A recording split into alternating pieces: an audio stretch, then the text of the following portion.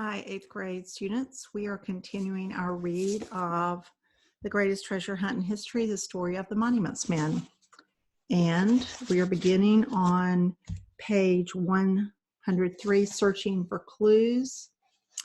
And right here we go. Walker Hancock, the award-winning sculptor, appreciated the irony. He'd spent most of his 43 years as an artist creating beauty. Now, as the monuments officer for First Army, he passed each dreadful day watching beauty, entire cities, be destroyed. Aachen was under siege, the first German city to experience the wrath of Allied ground forces. Plumes of dense smoke by day and the glow of fires on the horizon at night served as marker beacons for a battle that still raged after nearly 10 days of house-to-house fighting. First Army's task was to break through Aachen and drive into Germany's industrial heartland, the Ruhr Valley. Since the city was part of the Siegfried Line, the defensive fortifications that protected Germany's western border, Hitler knew that a breach there would quickly be filled with Western Allied forces steamrolling their way to Berlin. Aachen had to hold or Nazi Germany was doomed. As the wind picked up carrying the first blast of winter chill, Hancock lifted the collar on his field jacket and thought about all that had happened since leaving the comfort of his art studio in the village of Lanesville, Massachusetts. News of the Japanese sneak attack on Pearl Harbor had rearranged his priorities, like it had for so many millions of Americans. The decision to volunteer for U.S. Army Air Force's intelligence had come easily, but he failed the physical examination and was rejected. Determined to serve, he signed up for naval intelligence and passed their physical, only to be drafted by the Army and sent to basic training. Hancock considered it a near-perfect lesson in the ways of the military. Sometimes nothing made sense. Hancock crossed the English Channel on September 26th, the last of the group who trained together at Shrivenham to set foot on the European continent. He spent his first night in Paris in a comfortable apartment with fellow monuments man Jim Rorimer. Neither of them slept much as Rorimer passed the hours recounting many of his experiences since landing on Utah Beach 6 weeks earlier. Hancock listened closely, treating each of Rorimer's stories as a tutorial for monuments work. Safeguarding came up several times in conversation, a word the Nazis regularly used to describe their good deeds, removing cultural treasures from war zones. But Jacques Jajard, director of the National Museum of France, had counseled Rorimer not to be fooled. Safeguarding was nothing more than a Nazi synonym for theft. From Paris, Hancock hitched a ride to his first official assignment, inspecting monuments near the rear of the First Army territory, only to discover that George Stout had already inspected many of the sites. With sun-drenched skies and beautiful countryside, Hancock felt more like a tourist on holiday than a soldier during war. But that began to change after reaching First Army headquarters in Verviers, Belgium, just 25 miles from the dark storm clouds of war gathering over Aachen. The early skirmishes around Aachen had begun in mid-September. Hancock knew that the city had very little military value, but what it lacked in industry, it made up for in historical importance. It had been the capital of Charlemagne, the first ruler in nearly 3 centuries to unite much of Europe. On Christmas Eve in the year 800, Pope Leo III crowned Charlemagne the Holy Roman Emperor. Over the next 600 years, the Palatine Chapel, part of Aachen Cathedral, served as the coronation hall for more than 30 kings. In Hitler's view, a German city so rich in history and so important in symbolism had to be defended to the death. A forced evacuation of the city sent all but 20,000 of the 165,000 inhabitants fleeing east. German troops then fought a desperate battle, using every nook and cranny, including the sewer system, to defend the city. The Allies responded with flamethrowers, igniting everything and everyone inside. Allied tanks flattened any target that bombing and long-range artillery had missed. The sturdiness of hundreds of years-old stone buildings frustrated U.S. commanders. Aggrieved at the loss of their troops, they wheeled artillery into position and fired point blank at the defiant walls. Periodically, dazed citizens who had ignored the evacuation notice rushed out of hiding, pushing baby carts and wheelbarrows overflowing with personal belongings. The casualty figures on both sides were horrendous. Wehrmacht troops surrendered at noon on October 21st.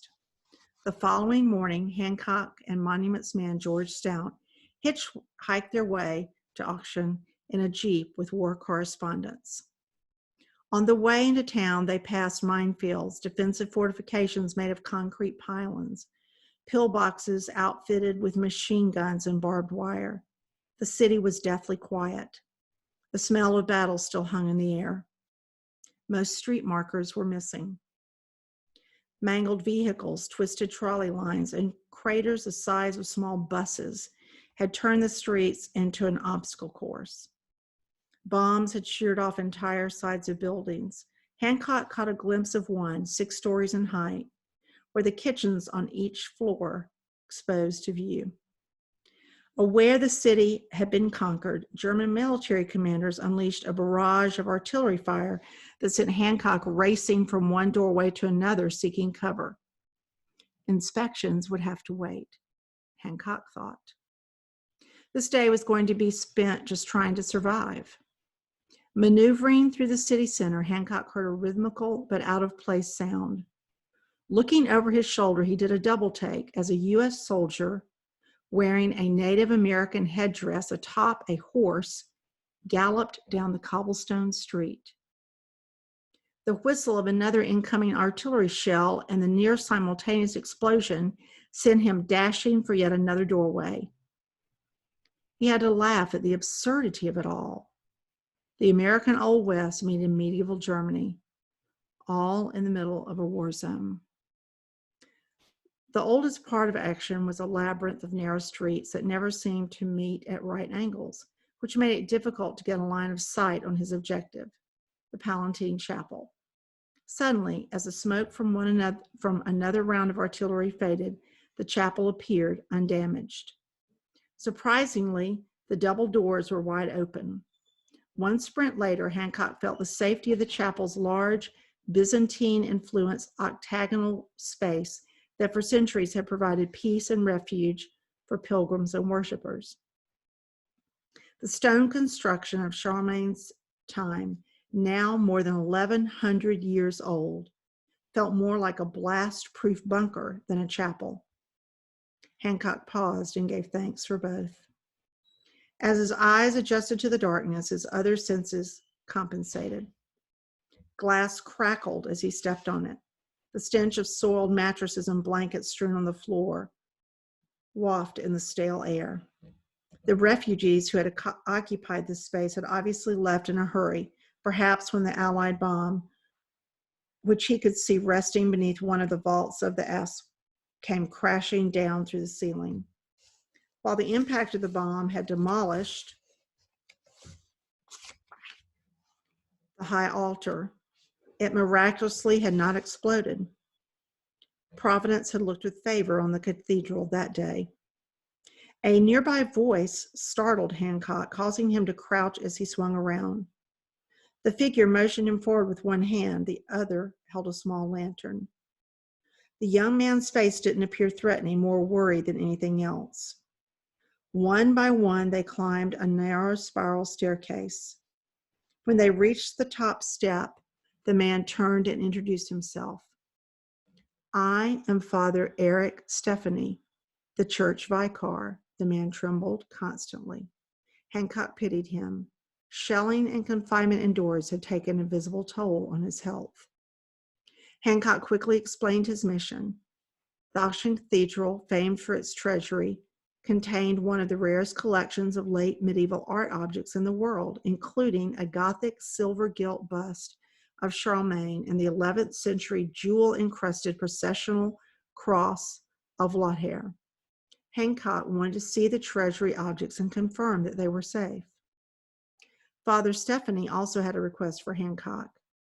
American GIs had detained 6 boys, ages 15 to 20, all members of the church fire brigade.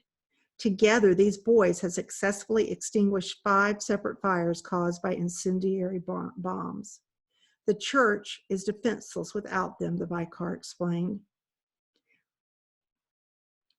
Or maybe we should say the vicar. I'm not sure if I think it's the vicar.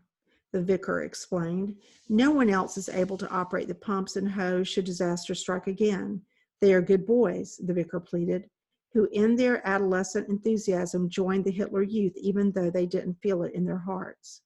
The vicar asked if Hancock could take civilian clothes to the boys and have them released and brought back to the church. Hancock looked at the vicar and saw a face consumed with worry. Gladly, he feared that some GI might mistake the Hitler Youths for Wehrmacht soldiers because of the similarity in uniforms and shoot them. After writing down the names in his field diary, Hancock promised to do what he could to find the boys. Having responded to the vicar's request, he returned to his own. Where are the objects that belong in the treasury? The vicar said he didn't know. The last time he saw them, German soldiers had packed the most important items, including the 2 Hancock had specifically asked about, the bust of Charlemagne and the cross of Lothair, and taken them deeper into Germany. So if you look on page 110, you see both of those pictured, the bust of Charlemagne and the cross of Lothair from the 11th century and the 14th century. Amazing. We'll start next time on page 111. Thank you, 8th graders. Hope you're well. Take care. Bye.